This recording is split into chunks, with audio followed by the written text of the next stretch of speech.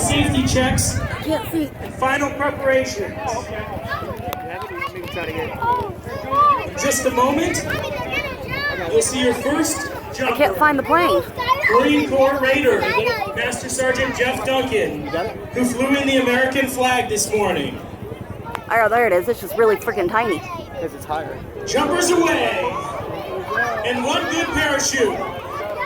There's Marine Corps Raider, Master Sergeant Jeff Duncan. And you see a flag up.